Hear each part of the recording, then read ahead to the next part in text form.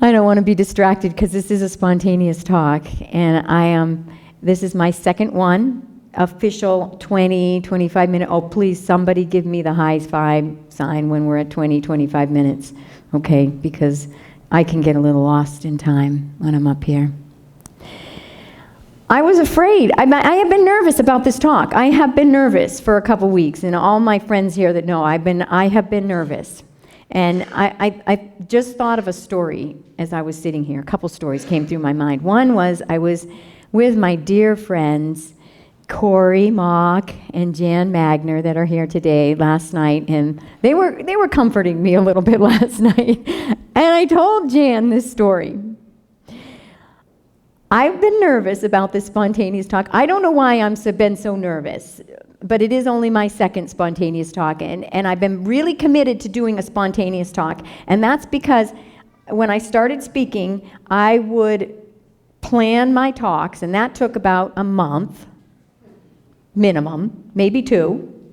And in the process of planning my talk, I would get so confused. I've had pages and pages of papers and outlines and how it's going to go and connect. And finally, I'd get it all together. I'd have it all together. And then I would spend about 2 or 3 months actually memorizing it. Word for word for word for word for word for word. And I would go on my walks. I would be driving in the car. And it got to the point where I had to do a talk that I had memorized a second time. And that was a month or 2 after I had it all memorized. And I had forgotten it. I had, not all of it, but a good portion of it I had forgotten. And I'm ready to go on like an hour, and I was walking with my friend Diane Christensen. I'm like, just trying to memorize it, and I forgot again. And it was so panicky. And it was just not, I said, this isn't fun.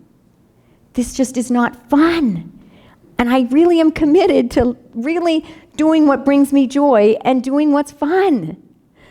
So I decided to step out onto the end of the diving board and jump into the complete unknown and do spontaneous speaking. And one of the things I did last week to calm myself down is I told myself, I am going to speak spontaneously for 1 year, starting today, from July 17th, 2016 to July 17th, 2017. That's my commitment, my contract with myself. I have put myself under contract. I'm under contract. And I can't get out of it. And now you're all my witnesses, so now I really can't get out of it. Oh my gosh. I've really done it. See what the spontaneous talking thing does? Really puts you on the spot. So that actually calmed me down. That actually relaxed me. I thought, okay, 1 year. I can do 1 year. I can go 1 year spontaneous speaking. If it doesn't work out, I can go back to planning, or I can just scratch spontaneous speaking, public speaking altogether. Maybe that's not my forte. I can find something else to do. You know I will. Something. It'll have to be fun. Have to be fun. It will have to be fun. I will have to be fun. I'm not going to do it unless it's fun, unless it brings me joy. Because I don't know when it was. I was a little girl and I read something and it said, when you're in your highest joy, doing what you love the most, you are in your highest possible service to humanity. Yes. Yes. And that stuck with me. I thought, because I've always prayed since I was a very little girl to be in my highest possible service to humanity. I have no idea what it looks like. I never have. It's a moment-to-moment journey for all of us. We're all on that journey, all of us.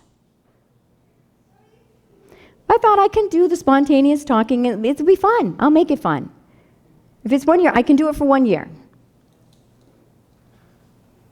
So that calmed me down. Then as I was talking to Jan and Corey last night, I told him what I did last week. I dug into a box, an old box that had been sitting around for quite a few years, maybe 3 years. Actually, some of the things that were in that box were sticking around. They're like maybe 20 years since I've been in Salt Lake City. Into the box that we all have of all the CDs and all the DVDs that we bought and we spent lots and lots and lots of money on that we've never opened and never listened to. That was my box. I have a box like that. I have a box.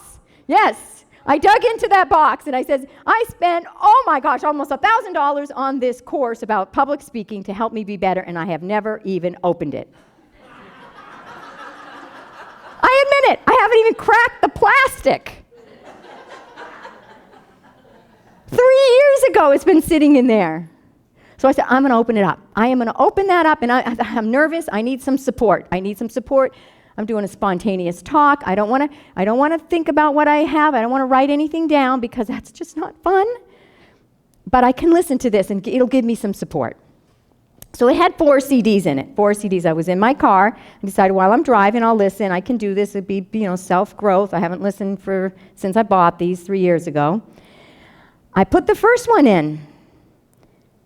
The entire first CD was how you should structure your talk. Structure your talk. The beginning, the middle, the end, the theme line, it went on and on for the entire CD about how it should be structured and how it's not even fair to your audience if you do not have it structured. And then the second CD, I might have these confused. I think the second CD was structure. The first CD was how you should be well prepared. Well prepared. Be very prepared. Get all your thoughts together. Get everything well prepared, because it's not even fair to an audience, it said. It's not even right to be in front of an audience and waste their time if you're not well prepared. Well, this wasn't helping. This wasn't comforting me for spontaneous talking. This was actually making me start to self-doubt myself, second-guess myself a little bit. I was like, oh my God, I actually thought, oh my God, I need to get prepared. I need to start organizing. Where's the notebook? Where's the notebook? Well, I can put something down on paper. And then I thought, no, you want to do spontaneous talking. You want to go in and do this for a year. Don't let the voices outside of you alter who you are. Don't do that. I've spent my whole life doing that. And I want to claim my voice. My voice. My voice. And I want to help and support others in claiming their voice. Because we all have a voice. We all have so much power inside us. And so today I wanted to talk a little bit about compassion. I don't have anything organized. I don't have anything prepared.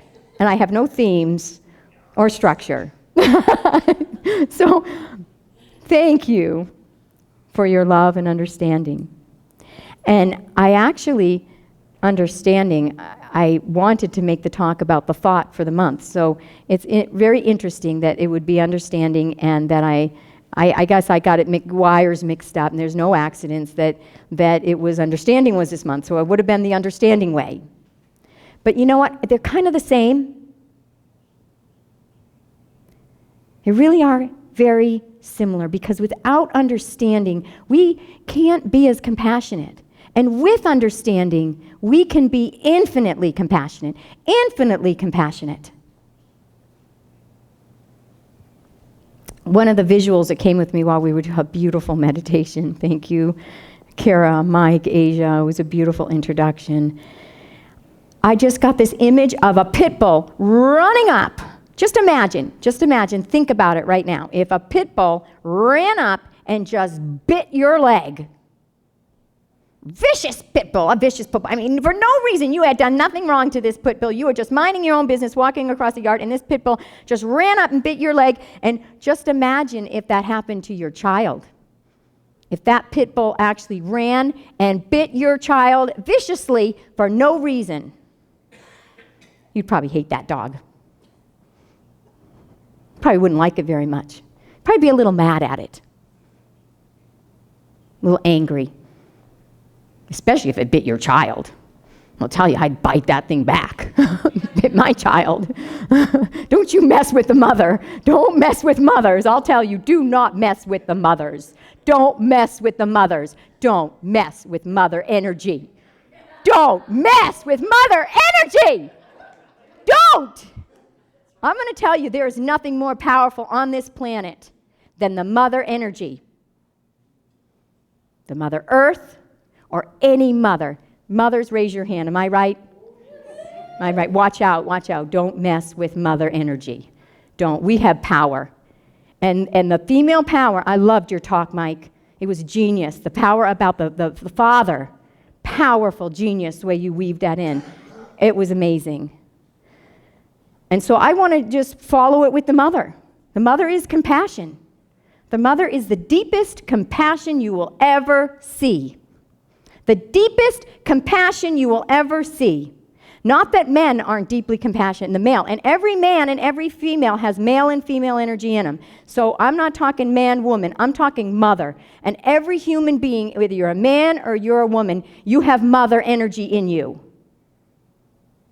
Everyone does. So I'm talking to all human beings. Every single human being that walks this planet has the mother energy. And that is the deepest compassion inside of you that is so powerful. You literally could move mountains with that energy.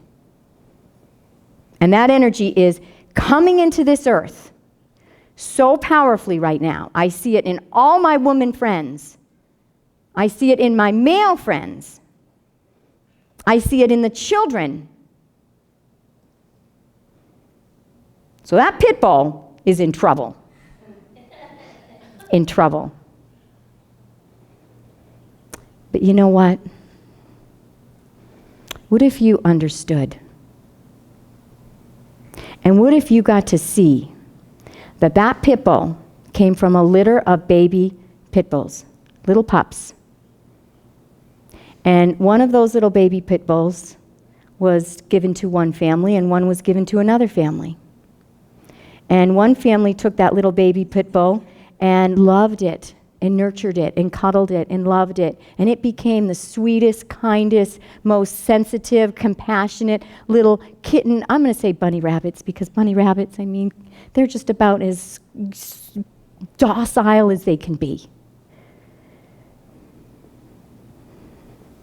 And then another little innocent, tiny, itsy-bitsy, little pure little pit bull was bought to another family.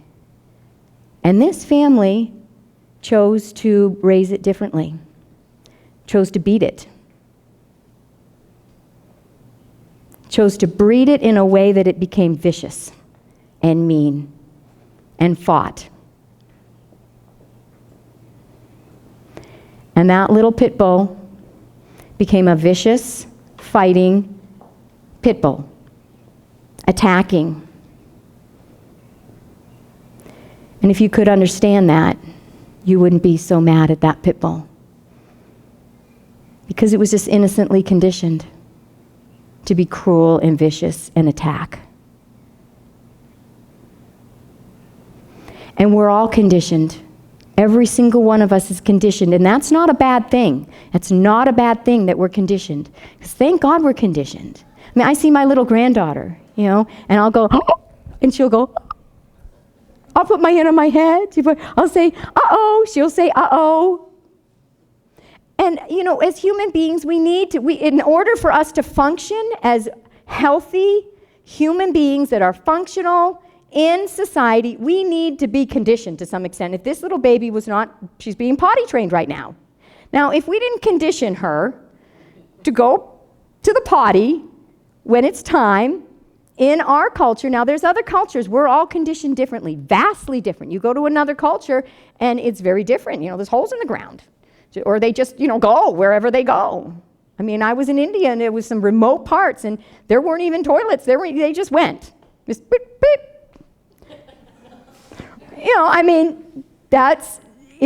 But in our culture, thank God we have, and I'm grateful for some of my conditioning. I'm grateful for some of my conditioning because I love the fact that I brush my teeth at night and wash my face And that's wonderful. I have all my teeth. Hopefully I will, like my grandmother, until I'm 102. Because I've been conditioned and taught to brush my teeth. And there's so much conditioning that's fabulous, that serves us so well. But there's also conditioning, like that little pit bull, that doesn't serve us so well. That just doesn't serve our highest good.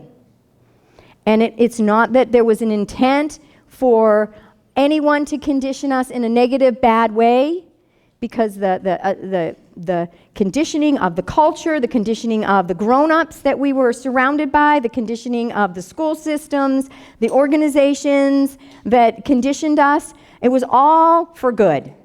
Nobody was intentional. And there may be some people in some circumstances, I'm sure there are, that there was very highly confused adults that created highly confused children that became highly confused adults, or all the different levels of confusion. Because I created a conditioning that, and I've been going through my closet, looking at my conditioning, just as a responsible awakening being, because we're all awakening beings. We're all awakening beings. We're all flowering into our power, and I don't believe that ever ends.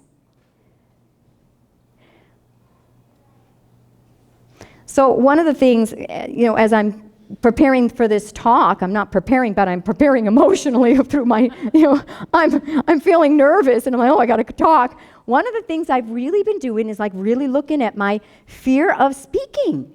My fear of public speaking. Where does that come from? Where does that come from? And memories come up. Memories have come up for me. One of the memories that came up for me was when I was a little girl. I was 10 years old, and I was at the camp out, and a little boy was kicking dirt in my face. It was one in our family. It was a family trip, and one of the family members was kicking dirt in my face, and I kept telling him to stop, and he kept kicking it in my face. I kept telling him to stop, and my voice got a little louder each time, and I'm only 10, he's 5. But this kid was really bothering me. I mean, this kid was really bugging me. And after about the 4th or 5th time, this kid kicked dirt in my face and wouldn't stop, I went berserk. Berserk. I just started screaming at him. I went unglued. Completely unglued. Now, when I go unglued, there's only been a few times in my life I've been unglued. Watch out! Woo! Step back! Well, it shocked my whole family. And they were very angry at me. Very, very angry. And they shamed me very, very profusely. I was punished.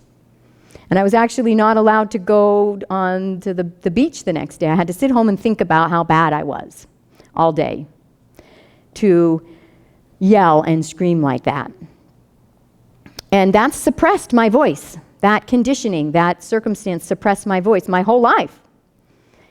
There was also lots of times, and I'm sure a lot of people can share this, especially women, that, you need to be quiet. People would tell me, your voice is too loud. Shh, your voice is too loud. Don't raise your voice. I was very much taught, not by one particular person, but by several adults, that shh, too loud, shh, quiet your voice. That was conditioned into me. So I've had a quiet voice. People have always said, speak up, Bonnie, speak up, I can't hear you.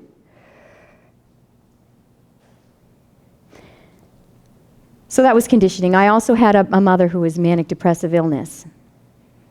And she's good at it. Oh, she's just so good at it.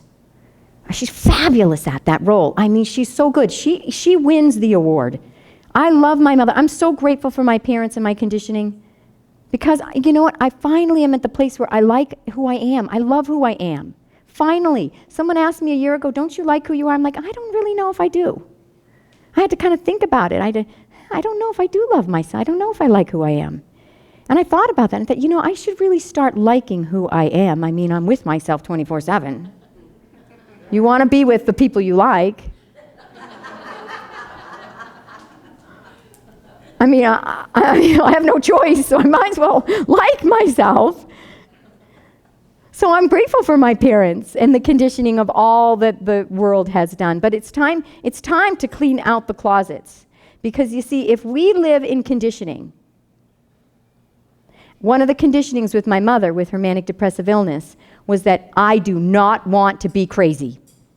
I do not want to be crazy like my mother. I do not want to be a manic depressive. I don't want bipolar illness. I do not want to go crazy. I don't want anyone putting me in a state hospital. I don't want the white jackets coming out. I don't want the ambulances coming out. I don't want to be separated from my children. I do not want that. And that has been a huge agenda that I have lived by and has suppressed me all my life. Like I'll be always keeping myself in check. Oh, that wasn't too crazy, was it? That wasn't too out there that they're going to come with the straitjackets, right? You weren't too, over the top. So it's suppressed me. It's suppressed me. These conditionings I've been looking at have suppressed me. Now, I could live, and we all could live with our conditioning as it is. We could just live with it. But you know what? There'll always be pit bulls. And I think we're better than that. I think we're bigger than that. I think we're more advanced than that. I think we are the revolutionary human beings. Revolutionary human race. And that's us stepping out of the conditioning, anything limiting that's limited us, that's limited our life, that's kept us from claiming our voice, that's kept us from standing up and standing in our greatness, that has suppressed the brilliance within us. It's time to weed it out. It's time to weed it out, to clean it out, to look at it, thank it, because I am grateful. I'm grateful for all that disempowering conditioning and all those experiences that disempowered me, because you know what? That has fueled my power. I don't know if I had not had the experiences I had of needing to talk quiet, of being shamed for raising my voice, being fearful of becoming like my mother. I think that has fueled me to allow the voice inside of me to come out, because you know how many years that's been suppressed? So I'm thankful for that now, but I don't need to live by it. I don't need to be prisoner to it. I don't need to be prisoner to that conditioning. Now, a little pit bull dog, it doesn't have a choice. It doesn't have a choice. It really does not have an intellectually, consciously advanced brain to overcome that conditioning. But human beings do. We do. We have an advanced intelligence inside of us that can overcome every bit of conditioning we've ever had. So understanding is so huge for ourselves and for others. If we are not compassionate with ourselves and we can't understand ourselves and we have to be understanding to ourselves. We know all the stories that led up to who we are today. We know all the pain, all the tragedy that we have had to overcome and endure. So we can be the most compassionate, softest, gentlest, understanding angel for ourselves. And then for others, all others, all others. Because even if we're innocently confused, because there's only love and innocent confusion, only love and a call for love, only love. And I have been preaching that since this young man who's filming me, my son, who is 20, almost 25, was 1 year old. I have it on tape. We were watching it a few months ago. His dad said, "What do you want to say to the world?" I'm saying, "Nobody wants to hear what I have to say." I was 24. And then he says, "One thing." I said, "There's only love and a call for love. There's only love and a call for love. There's only love and fear, which is a call for love. Love and innocent confusion." And when we think of probably the most atrocious conditioning on this planet. How far that can go? It can go pretty far. Conditioning, pit bulls can be conditioned and can kill. Human beings can be conditioned and can kill. The pure light and pure innocence of a human being can kill. Now, it can do small things. Like for me, one of the memories that came back for me in my conditioning, I was remembering, actually, about 10 years ago when I was going through boxes of diaries, boxes and boxes of diaries back in Massachusetts. I had to get rid of them. My dad was selling his property.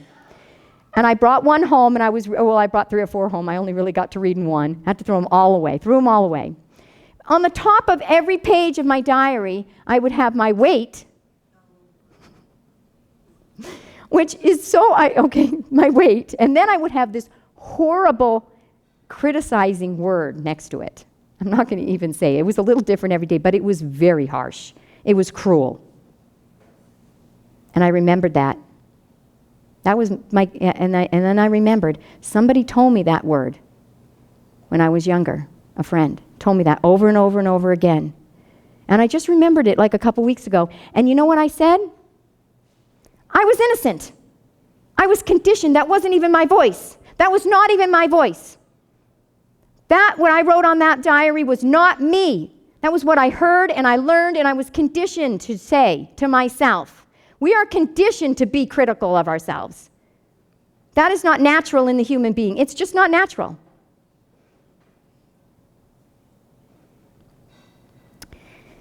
And you know, this is a very controversial thing, but I want to bring it up real quick before I close.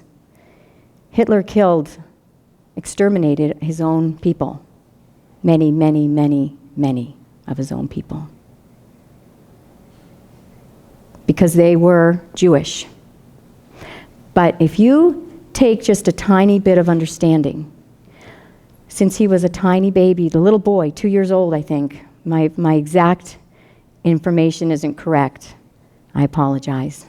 Very young, around 2 years old, he was beaten brutally by his father. And guess what? He was beaten to beat and the Jew out of him. That's what his father would say. That is conditioning. So, growing up to exterminate Jews, we got to be bigger than our conditioning. We have got to be bigger. As a humanity, we have got to be bigger than our conditioning.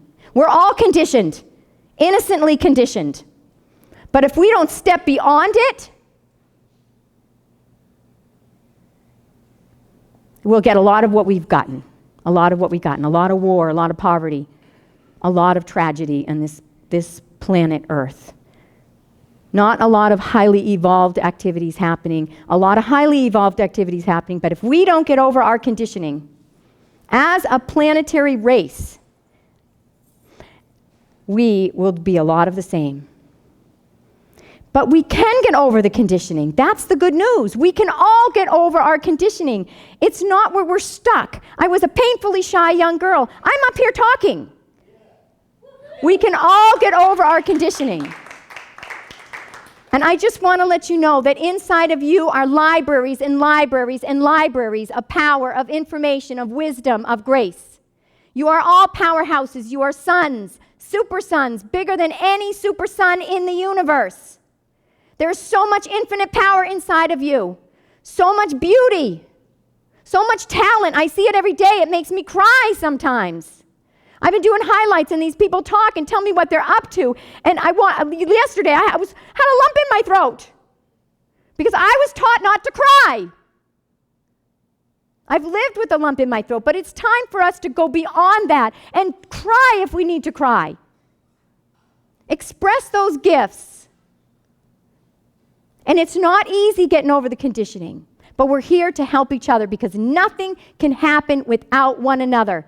We need to cooperate. It's a co-creative process. So I love you all so much. And I see the beauty in you, the power in you, the magnificence in you. It's astounding how beautiful you are. Every human being. And I just ask you to just go one day at a time, and if something comes up that you feel being held back, your light is being held back, your greatness, your brilliance is being suppressed, your voice is being suppressed, just bring that compassion to yourself, bring that understanding to yourself, and go in that closet and look about what maybe in your past might have stopped you from doing that, from stepping into your greatness. And let it go. Be an evolutionary human being.